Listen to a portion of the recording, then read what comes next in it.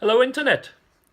While I have enjoyed doing my various five places to see videos, I have decided that I wanted to talk about everything and it was getting a bit difficult to thematically put them together. So instead, I have decided to take a page out of the incomparable Memory Holidays book. I will leave a link to her channel in the description if you want to see it, and start doing travel diaries instead, because in that way I will get around to all the things I would like people to see. And also, just since my memory is mostly based on the stories I can tell from the places I've been, I might also have a bit more fun creating these videos myself. So, yeah, I hope you enjoy. My very first trip to the United States of America was in the summer of 2000. My grandparents had a 45-year anniversary, and they decided to invite their children and grandchildren to the United States for a 2 week drive about. Now, this vacation was a bit special from a lot of the other ones I've had, because the, shall we say, other part of the family, my uncle and his wife and daughters, had a decision that at any day during the trip we had to be at a hotel by 2 o'clock so they could lie at the pool and relax. This means that since we were driving together a lot of the time, this will not be as detailed as perhaps some of my later stories, because there were just less to see. However, we got the vacation underway, went to the airport in Copenhagen, flew to Schiphol in Amsterdam, which was then the most boring airport I have ever had the misfortune of encountering, though that was about to change. Went to O'Hare in Chicago, which quickly took over the position as most boring airport I have ever had the misfortune of encountering, and then ended up in Knoxville, Tennessee, where our vacation was about to start. When we arrived and had gotten our luggage, it was about midnight. So we wasted no time just getting out and grabbing our cars, our rental cars, of course, and going to the first hotel we were to visit. Our vacation sort of officially started the next morning when I got my first taste of American summer weather. Now, not that Denmark is that cold and snowy a country as people might think, but even in the summer the temperature rarely gets much above 90 degrees Fahrenheit. So, around 9 o'clock in the morning, I was ready to go out and start my round trip in the eastern states of a country that I have admired from afar for a long time. So, put on my smile, went outside the hotel, got the punch in the face of 110 degrees Celsius and 9 o'clock in the morning, and stumbled back into the hotel like a boxer had punched my nose in. I still love you, America, but god damn it, you need to slow down with those temperatures at that time of the day. Anyway, once my parents had managed to coax me back out into the sunshine, we got into our rental cars and the vacations basically started. It's worth noticing that at this time I was 20 years old and not actually allowed to get insurance to drive a rental car. So during this whole vacation, I was never actually at the wheel and just at the mercy of whoever was driving at a given day. Our first goal of the vacation was Cherokee in North Carolina. I honestly don't know why, since I was very little part of the planning of this particular vacation. But anyway, we set off southwards from Knoxville and fairly quickly reached Blue Ridge Mountains and its national park. And if I hadn't already fallen in love with the United States, this was basically why I did it. Just the nature of the area. The kudzu covering the plans, the mountainous regions. I had seen mountains before, but this was amazing. It was, however, also in the Blue Ridge National Park that we first ran into a potential disaster.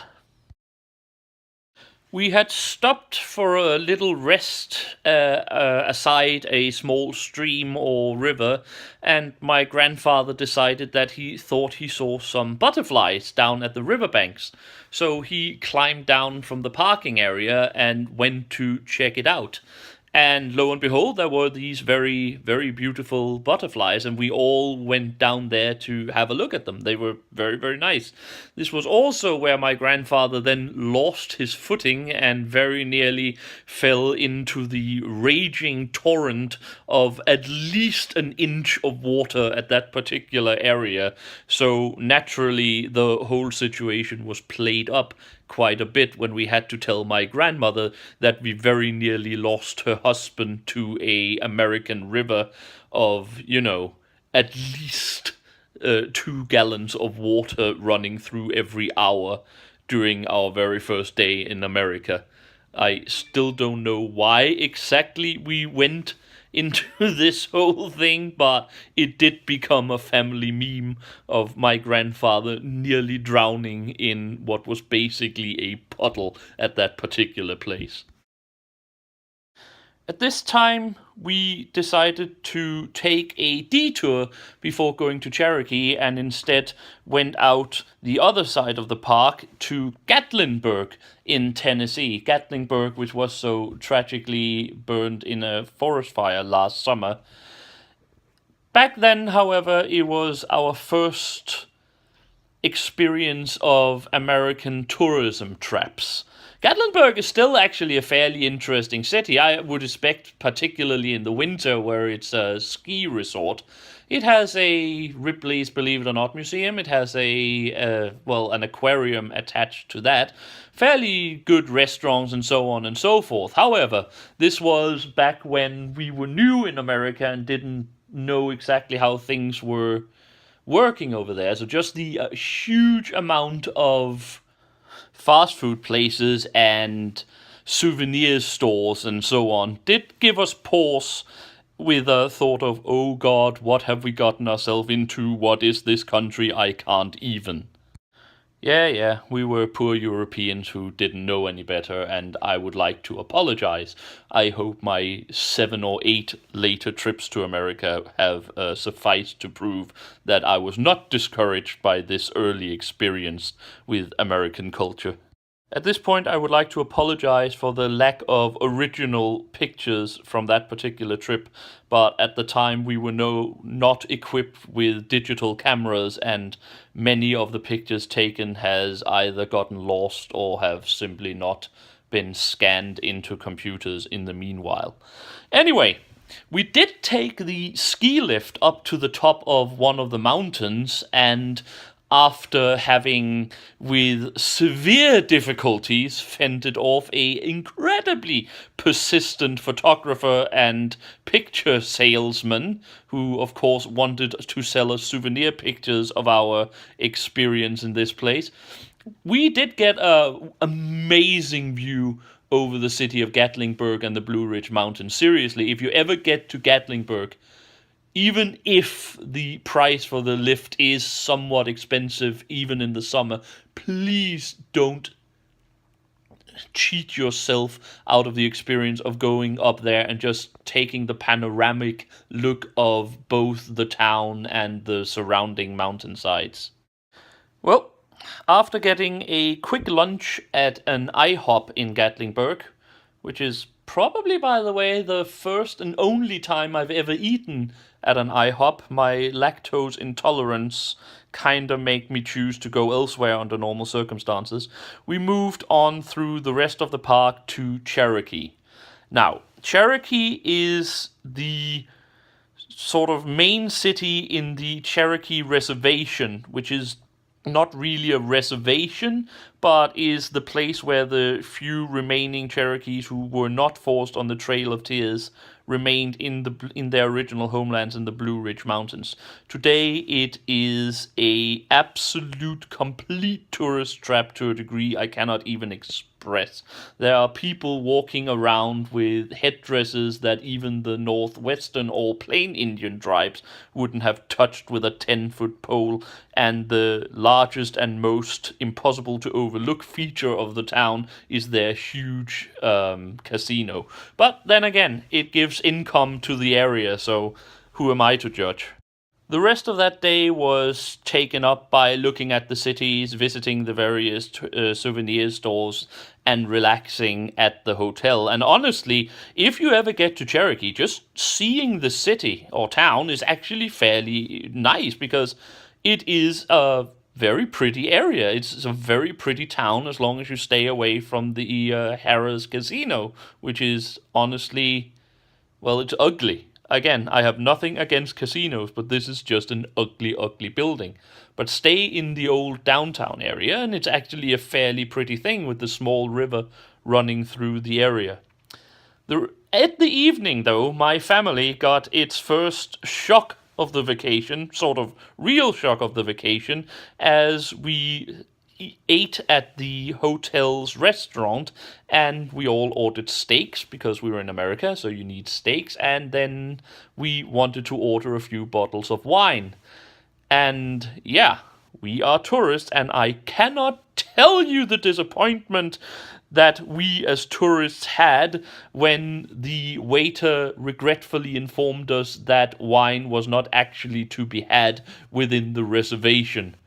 This seemed for a while to be nearly enough to have created a "why did we even go on this stupid trip" amongst our family. I promise we are not actually alcoholics. It's just that, to Danes, and especially to my family, you cannot eat steak without a good red wine. This was a tragedy.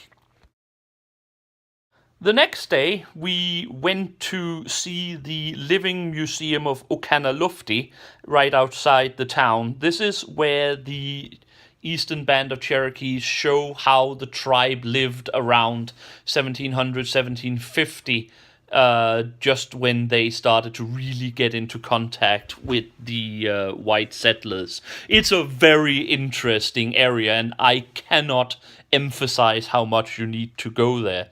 There is people basically showing off all the things that the tribe would have had to done in the time, weaving, decorating, pottery, weapon making. They are making canoes. They are showing how they held council in the tribal huts, how the daily routines of the tribe were, how the setup of the tribes were with the clans.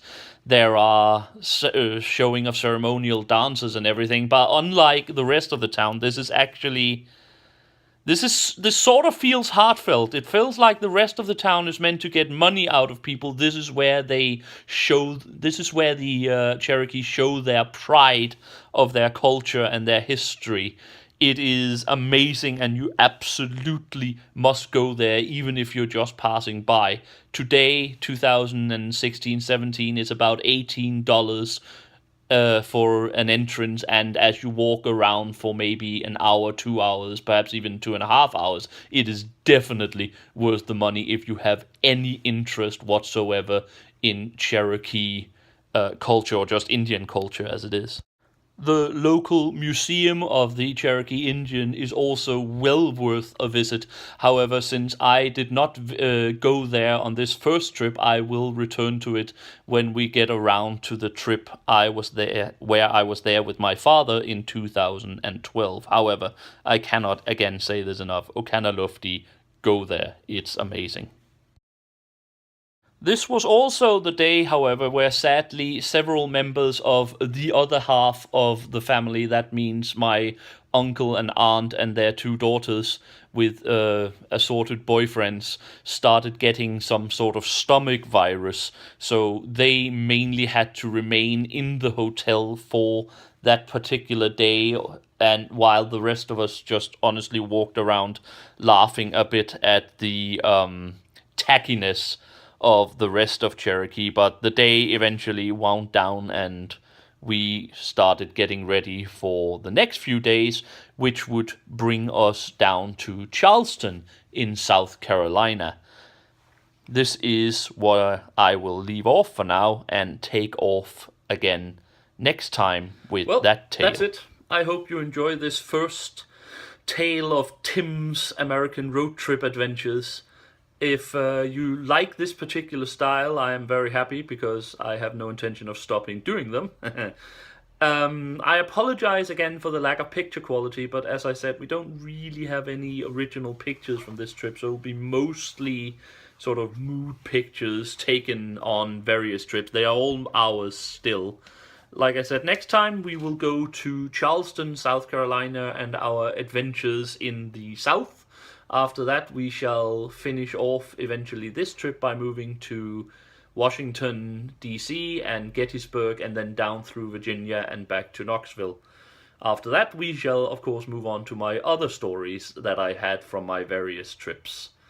So, I hope you enjoyed this, and this has been The Sage, and I wish you all a very happy day.